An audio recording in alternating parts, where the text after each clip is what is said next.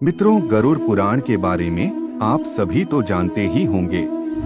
गरुड़ पुराण में यह भी बताया गया है कि जब किसी व्यक्ति की मृत्यु होती है तो कुछ ही समय में यमदूत आत्मा को लेकर पहले यमराज के दरबार में पहुंचते हैं, जहां यमराज मृतक की आत्मा को उसके कर्मों का लेखा जोखा बताकर वापस उस स्थान पर भेज देते हैं जहां उसकी मृत्यु हुई होती है। मरे हुए व्यक्ति की आत्मा अपने लोगों के बीच रहती है और अपना अंतिम संस्कार देखती है। गरुड़ पुराण के अनुसार मृत्यु से 13 दिन तक जो पिंडदान किया जाता है, इस शरीर को यमदूत कर्मों के अनुसार स्वर्ग या नर्क ले जाते हैं। इसी कारण से मृत्यु के बाद 13 दिन तक श्राद्ध और पिंडदान किया जाता है। अंतिम संस्कार हर धर्म में होता है, लेकिन सभी धर्मों के तरीके अलग हैं। यहाँ हम बात कर रहे हैं हिंदू धर्म में अंतिम संस्कार की, जिसमें शव को जलाया जाता है। आप सभी का फिर एक बार एक्साइटेड इंडिया स्टोरी स्वागत करता है। गरुड़ पुराण हिंदू धर्म के प्रसिद्ध धार्मिक ग्रंथों में से एक है।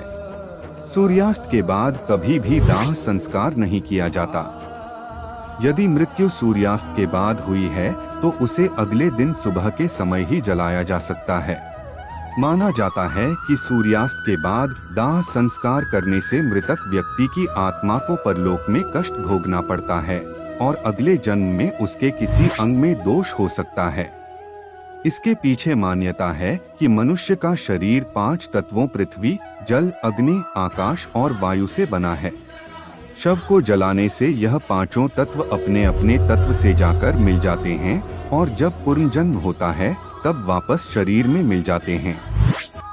दाह संस्कार के समय एक छेद वाले घड़े में जल लेकर चिता पर रखे शव की परिक्रमा की जाती है और अंत में पीछे की ओर पटक कर फोड़ दिया जाता है।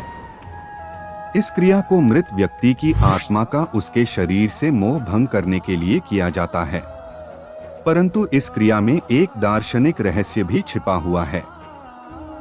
इसका अर्थ है कि जीवन एक छेद वाले घड़े की तरह है जिसमें आयु रूपी पानी हर पल टपकता है। यह पुराण भगवान विष्णु की भक्ति और उनके ज्ञान पर आधारित है।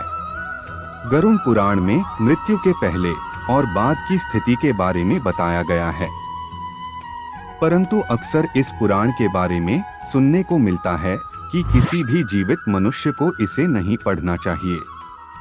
इतना ही नहीं, अधिकतर लोगों के मन में ये भय बैठा दिया गया है, अगर कोई जीवित मनुष्य इस पुराण को पढ़ता या अपने पास रखता है तो उसके जीवन में हर समय अशुभ घटनाएं घटती रहती है।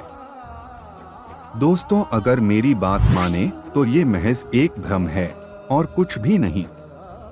इसलिए बिना किसी भय के अगर संभव हो तो इस पवित्र पुराण का नियमित पाठ करें और अपने जीवन को खुशहाल बनाएं।